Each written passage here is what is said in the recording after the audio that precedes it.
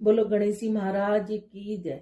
एक दिन गणेश जी का मेला लग रहा था, सब कोई मेले में जा रहे थे। एक छोटी सी लड़की थी, उसने अपनी माँ से जिद करने लगी, मैं तो मेले में जाऊंगी। वह बोली, माँ बोले कि बहुत भीड़ होगी, किधर तू गिर पड़ जाएगी, पर नहीं मानी। तो उसने माँ से 2 लड्डू और 1 घंटी में पानी लिया। बोली, 1 लड्डू तो गणेश जी को महाराज को खिलाकर पानी पिला देना, दूसरा लड्डू तू खाकर पानी पी लेना। लड़की मेले में चली गई। मेला खत्म होने पर सब अपने अपने घर आने लगे। लड़की वहीं बैठ गई। वह बोली, 1 लड्डू तुमको, 1 लड्डू मुझको। इस तरह सारी रात बीत गई। गणेश जी ने सोचा कि लड्डू नहीं खाऊंगा तो लड़की घर नहीं जाएगी। छोटा सा रूप बनाकर आया, लड़की से 1 लड्डू लेकर खाया, पानी पी लिया।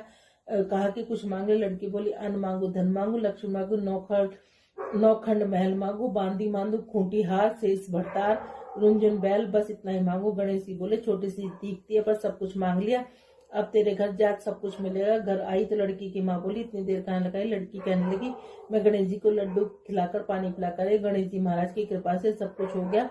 गणेश जी महाराज जैसे उसको दिया वैसे कहते सुनते हमारे परिवार को, सुनने वालों को, सबको देना। एक बहुत धनवान साहूकार था जिसके घर धन की आदि की किसी की कमी नहीं थी, परंतु उसके दुख था कि उसके एक पुत्र नहीं था। इसी चिंता में रात दिन रहता। वह पुत्र की कामना के लिए प्रति सोमवार को और सावन के महीने में प्रतिदिन शिवजी भगवान की पूजा, व्रत और पूजा किया करता और सायकाल में शिव मंदिर में जाकर शिवजी के विग्रह के सामने दीपक जलाया करता। उसके इस भक्ति भाव को देखकर एक समय पार्वती जी शिवजी महाराज से कहने लगी कि यह साहूकार आपका अनन्य भक्त है, सदैव आपकी व्रत और पूजा में बड़ी श्रद्धा से करता है, इसकी मनोकामना पूरी करो। शिवजी ने कहा, पार्वती, यह संसार कर्म क्षेत्र है। जैसे किसान खेत में बीज बोता है वैसा ही फल काटता है, उसी प्रकार संसार में जैसा कर्म करते हैं वैसा ही फल मिलते हैं। पार्वती ने अत्यंत आग्रह किया, महाराज, जब आपका अनन्य भक्त है तो आपको इसको किसी प्रकार का दुख नहीं होना चाहिए। जो इसको दुख है उसको अवश्य दूर करना चाहिए, क्योंकि आप सदैव अपने भक्तों पर दयालु रहते हैं, इसके दुखों को दूर करते हैं। मनुष्य आपकी सेवा में, यदि आप ऐसा नहीं करेंगे तो मनुष्य आपकी सेवा व्रत क्यों करेंगे। पार्वती के आग्रह को देखकर महाराज बोले, पार्वती, कोई भी पुत्र नहीं है, इस चिंता में यह अति दुखी रहता है। इसके भाग्य में पुत्र न होने से इसकी पुत्र की प्राप्ति का वर देता, परंतु यह पुत्र केवल 16 वर्ष का होगा। इसके पश्चात इसकी मृत्यु प्राप्त होगी, इससे अधिक मैं कुछ नहीं कर सकता। यह बात सुनकर साहूकार सुन रहा था। उसको न प्रसन्नता हुई न दुख हुआ। वह पहले जैसे शिवजी महाराज की पूजा व्रत करने लगा। कुछ समय व्यतीत होने पर साहूकार की पत्नी गर्भवती और 10वें महीने में गर्भ से उसे अति सुंदर पुत्र की प्राप्ति हुई। साहूकार के घर में खुशियां मनाए गए, परंतु साहूकार ने उसकी केवल 16 वर्ष की आयु जानकर अति प्रसन्नता प्रकट नहीं की और न ही किसी को भेद बतलाया। जब वह बालक 15 वर्ष का हो गया तो बालक को माता ने अपने पिता से विवाह आदि के लिए कहा कि साहूकार कहने लगा, यदि मैं इसका विवाह नहीं करूंगा।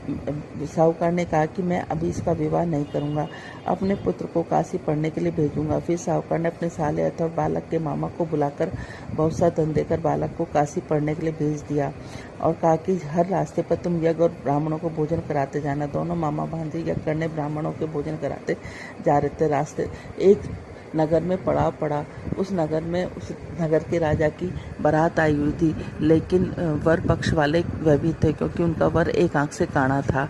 अब वो एक ऐसे सुंदर युवक की तलाश में थे कि जो वो रात को उससे शादी कर ले और हम कन्या को लेकर अपने घर चले जाएं। जब उन्होंने मामा भांजे को देखा तो कहा कि हमें एक थोड़ी देर के लिए अपने लड़के को हमें उधार दे दो। उसने कहा, कहीं ऐसा भी होता है कि हम तुम्हें बहुत सा धन देंगे। मामा ने कुछ सोचते हुए उसको दे दिया।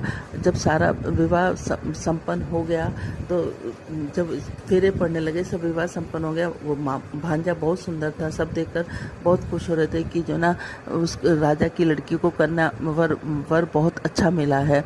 अब जब सारा विवाह संपन्न हो गया तो वो उसकी चुंदरी में लिख के चला गया कि मैं एक साहूकार का बेटा हूँ, मैं काशी पढ़ने के लिए वहाँ विद्या प्राप्त करने के लिए काशी जा रहा हूँ।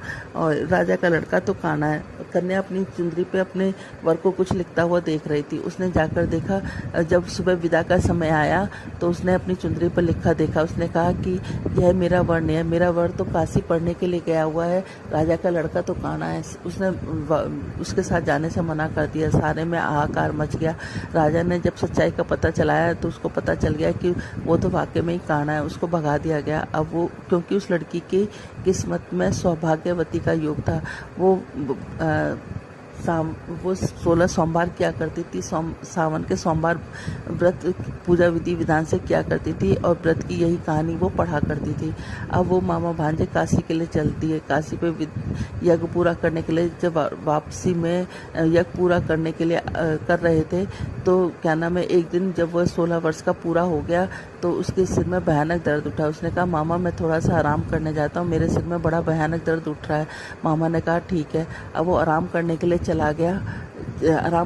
चला गया तो वो थोड़ी देर में मामा उसको या पूर्ण आहुति देने के लिए बुलाने आया तो देखा कि भांजा तो मरा पड़ा है। उसने सोचा मैं रोऊंगा चिल्लाऊंगा तो सारा यज्ञ खराब हो जाएगा। उसने अपने दिल पर पत्थर रखकर और सारा यज्ञ और ब्राह्मणों को भोजन कराने के बाद वो विलाप करने लगा।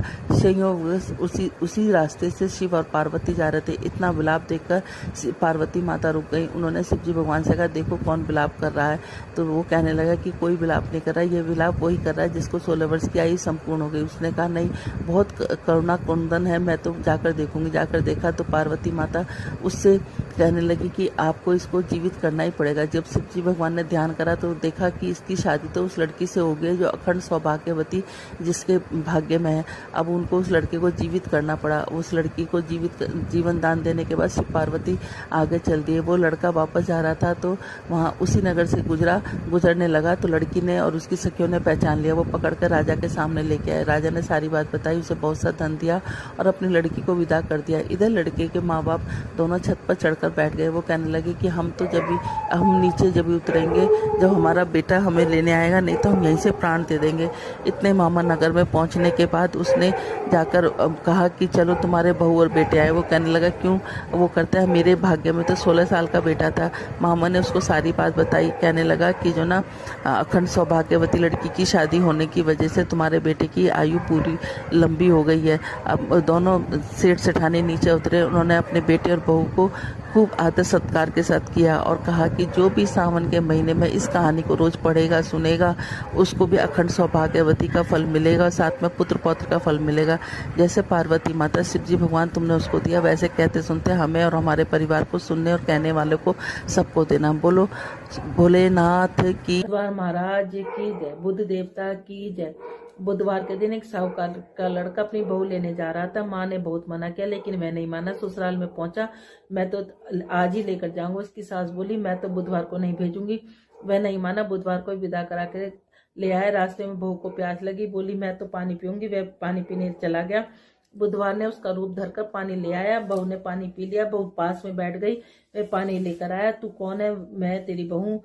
तो मैं बुध हूँ, मैं तेरी बहू। तो बहू बोली मेरा पति तो यही है। अब पंचायत होगी। सारी बातें सुनकर पंच बोले तुम्हारा पति कौन? बुध का हाथ पकड़कर कहा ये मेरे पति है। उसका पति रोने लगा। पंच ने करवा मंगवाया, कहा कि जो मच्छर बनकर करवे के मुंह में निकल जाएगा उसका पति रहेगा। मच्छर बनकर करवे के मुंह में घुस। बुध देवता मच्छर बनकर करवे के मुंह में घुस गए। करवा बंद कर दिया। पंच बोले तुमने बुध नहीं माना इसलिए बुध ने ही नाटक दिखाया। उन्हें सारे नगर में ढिंडोरा पिटवा दिया। बुधवार को बहन के घर के भाई सासरे के घर जवाई न जावे। जैसे बुध ने उसे नाटक दिखाया वैसे किसी को न दिखाया। राधे राधे आप सभी को। राधे राधे आप सबका राधे सखिया चैनल में, जो आप सबका चैनल है, आप सब लोगों का स्वागत है। भगवान से प्रार्थना करते हैं कि आप सब लोग अपने घरों में सुरक्षित होंगे, सुखी होंगे। और ये जो सावन महात्म की जो हमारी कड़ी चली आ रही है उसमें 19वां अध्याय। गजाननं भूतगणातिसेवितं कपितजम्बूफलचारुभक्षणं उमाततं शोकविनाशकारकं नमामि विघ्नेश्वरं पादपङ्कजं। कर्पूरगौरं करुणावतारं संसारसारं भुजगेन्द्रहारं सदा वसन्तं हृदयारविन्दे भवानी सहितं नमामि। त्वमेव माता च पिता त्वमेव विद्या च दरिवन् त्वमेव सर्वं मम देवदेव त्वमेव सर्वं मम देवदेव। ओम नमः शिवाय, ओम नमः शिवाय, ओम नमः शिवाय, ओम नमः शिवाय, ओम नमः शिवाय, ओम नमः शिवाय, ओम नमः शिवाय, ओम नमः शिवाय। 19वां अध्याय। श्रावण महात्म की जय। 81 व्रत एवं द्वासी व्रत। भगवान शंकर ने ब्रह्मापुत्र सतन कुमार से कहा, हे महामुने, श्रावण मास के दोनों पक्षों की 81 तिथि के दिन क्या करना चाहिए उसे सुनो। 81 व्रत के संबंध में मैंने आज तक किसी से कुछ नहीं बताया है।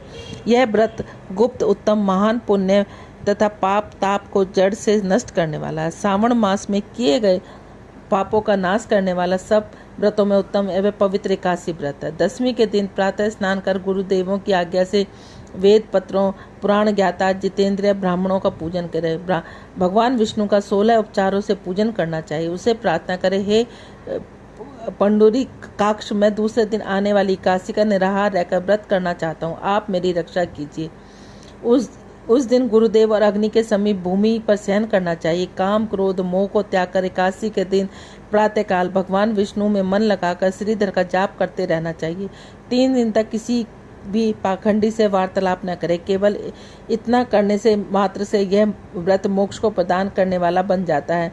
दोपहर के समय पंचगव्य लेकर नदी में जल से स्नान करना चाहिए। नदी ना हो तो कुएं के जल में गंगा जल मिलाकर स्नान करना चाहिए, या अपने घर पर ही पानी में गंगा जल मिलाकर स्नान करना चाहिए। भगवान को, सूर्य को नमस्कार कर भगवान विष्णु की शरण में जाकर वर्ण के अनुसार सब कार्य करके अपने अपने घर को वापस आना चाहिए। घर आने पर श्रद्धा और भक्ति पूर्वक भगवान विष्णु का अर्चन पुष्प, धूप, दीप आदि से करना चाहिए। रात्रि की गीत वाद तथा कथा सुनते हुए जागरण करना चाहिए। फिर कलश स्थापन कर पंचरत्न और स्वर्ण की कलश में डालकर सफेद चंदन से पूजा कर कलश को 2 सफेद कपड़ों से ढक देना चाहिए। देवेश की प्रतिमा शंख चक्र गदा से युक्त कर उनकी पूजा करनी चाहिए। इसके बाद द्वादशी के दिन प्रातः आवृत करके श्रीधर का जाप करना चाहिए। शंख चक्र गदा पद्मधारी भगवान विष्णु की पूजा करके ब्राह्मणों को सोने की दक्षिणा सहित कलश देना चाहिए। कलश के साथ मक्खन देना ना भूलें। भगवान श्रीधर, आप प्रसन्न होकर मुझे लक्ष्मी प्रदान करें। इस प्रकार उच्चारण कर श्रेष्ठ वेद पाठी ब्राह्मणों को भोजन कराकर अपने सामर्थ्य के अनुसार उन्हें दक्षिणा देकर विदा कराना चाहिए। अपने नौकरों को भोजन कराकर गौ को भूसा देकर स्वयं बंधु बांधवों सहित भोजन करना चाहिए। इस प्रकार शुक्ल पक्ष और कृष्ण पक्ष दोनों तिथियों के व्रतों का विधान एक समान है। शुक्ल पक्ष में श्रीधर और कृष्ण पक्ष में भगवान विष्णु जनार्दन कहे जाते हैं। अब मैं तुम्हें द्वादशी के दिन भगवान विष्णु से निर्मित पवित्र रोपण के संबंध में बतलाता हूँ। हे तात, इसका अधिकार कौन है, इसका अधिकारी कौन है, यह जान लेना भी आवश्यक है। ब्राह्मण, वैश्य, क्षत्रिय, शूद्र और स्वधर्म स्थित जनों को भक्ति द्वारा पवित्रारोपण करना चाहिए। स्त्री तथा शूद्रों को केवल नाम मात्र द्वारा श्री हरि का पूजन करना चाहिए। सतयुग में मणि का, त्रेता में स्वर्ण का, द्वापर में रेशम, कलयुग में सूत द्वारा पवित्रा का निर्माण किया जाता है। पवित्रा का मतलब जोत का है। सन्यासियों को मानसिक पवित्रारोपण करना चाहिए। पवित्रा को बांस के पात्र में रखकर उसे साफ वस्त्र से ढककर भगवान श्री हरि के सम्मुख उसे रखकर कहना चाहिए, प्रभु, मैंने अपने कार्योलोपत पवित्रा को ढका। हे देव, मेरे कार्य में विघ्न न पड़े। हे नाथ, आप मुझ पर दया करें। आपको मैं इस पवित्रा द्वारा प्रसन्न करता हूँ। हे देवेश, आज से वर्ष भर का व्रत नाशक काम, क्रोध आदि न करें। आप अब तक मेरी सुरक्षा करें जब तक मेरा व्रत पूर्ण हो। कलश पर बांस के पात्र में रखे पवित्रा की नम्रता पूर्वक इस प्रकार प्रार्थना करिए, हे पवित्रा, 1 वर्ष तक किए अर्चना से प्रसन्न होकर आप विष्णु लोक में यहाँ आते, आपको नमस्कार। हे देव, विष्णु तेज से उत्पन्न रमणीय तथा पापनाशक सब इच्छाओं को प्रदानता आपके शरीर में पवित्रा को धारण करते हुए देवेश, हे पुराण पुरुषोत्तम, आप मेरे द्वारा आमंत्रित है, अतः उसका पूजन करना चाहिए, उनको नमस्कार है। हे देव, प्रातःकाल आपके निर्मित इस पवित्रा को अर्पण करूंगा। इसके बाद पुष्पांजलि देकर रात्रि में जागरण करना चाहिए। 81 के दिन अधिवासन का द्वादशी को सुबह पूजा करें। गंध, दूब, चावल तथा हाथ में पवित्रा को ग्रहण कर कहें, हे देवेश, आपको नमस्कार। इस पवित्रा को आप स्वीकार करें। 1 वर्ष तक पुण्य फल प्राय पवित्रा से निवेदन करें। आप मुझे पवित्र करें। हे देव, आपके सुपास प्रसाद से मेरे से जाने अनजाने में जो पाप हो गए हों उन पापों को मैं पवित्र हो जाऊं। मूल मंत्र द्वारा पवित्रता से संपुष्टित कर नैवेद्य देना चाहिए। मूल मंत्र में अग्नि के घृत पायस द्वारा हवन करना चाहिए। इन्हीं मंत्रों द्वारा पवित्रता को विसर्जन करने को कहें। हे पवित्र, 1 वर्ष तक किए गए अर्चना की सविधि परिपूर्ण करें। हे पवित्र, विसर्जित हो विष्णु लोक को लौट जाएं। इस प्रकार कहकर उस ब्राह्मण को दे दें तथा या जल में विसर्जित कर दें। हे वत्स, जो मनुष्य हरि का इस पवित्र रोपण करता है वह संसार में आनंद भोगकर अंत में विष्णु लोक को जाता है। बोलो श्रावण महात्म 19वां अध्याय की जय। ओम नमः शिवाय, ओम नमः शिवाय, ओम नमः शिवाय, ओम नमः शिवाय, ओम नमः शिवाय, ओम नमः शिवाय, ओम नमः शिवाय, ओम नमः शिवाय, ओम नमः शिवाय, ओम नमः शिवाय, ओम नमः शिवाय, ओम नमः शिवाय। सावन की बरसे बदरिया, माँ की भीगे चुंदरिया। सावन की बरसे बदरिया, माँ की भीगे चुंदरिया। भीगे चुंदरिया, माँ की भीगे चुंदरिया। भीगे चुंदरिया, माँ की भीगे चुंदरिया। सावन की बरसे बदरिया, माँ की भीगे चुंदरिया। लाल लाल चुनर माँ की चम चम चमके। लाल लाल चुंदर माँ की चम चम चमके। माथे की बिंदी अभी दम दम दम के। हाथों में छलके मुंदरिया, माँ की भीगे चुंदरिया। हाथों में छलके मुंदरिया, माँ की भीगे चुंदरिया। सावन की बरसे बदरिया, माँ की भीगे सुंदरिया। छाई हरियाली झूमे अम्बुआ की डाली। छाई हरियाली झूमे अम्बुआ की डाली। होके मत वाली कूके कोयलिया काली। होके मत वाली कूके कोयलिया काली। बादल में कड़के बिजुरिया, माँ की भीगे चुंदरिया। बादल में कड़के बिजुरिया, माँ की भीगे चुंदरिया। सावन में बरसे बदरिया, माँ की भीगे चुंदरिया। ऊंचा ऊंचा भवन तेरा, ऊंचा है डेरा। ऊंचा भवन तेरा, ऊंचा है डेरा। कैसे चढ़ूं ऊपर, पाँव फिसले मेरा। कैसे चढ़ूं ऊपर, पाँव फिसले मेरा। तेरी मेरी है डगरिया, माँ की भीगे चुंदरिया। तेरी मेरी है डगरिया, माँ की भीगे चुंदरिया। सावन की बरसे बदरिया, माँ की भीगे चुंदरिया। काली घटा पानी भर भर के है लाई। काली घटा पानी भर भर के है लाई। झूला झूले है मेरी गौरा माई। झूला झूले है मेरी गौरा माई। भगतों पे माँ की नजरिया, माँ की भीगे चुंदरिया। भगतों पे माँ की नजरिया, माँ की भीगे चुंदरिया। सावन में बरसे बदरिया, माँ की भीगे चुंदरिया। बोलो राधे राधे।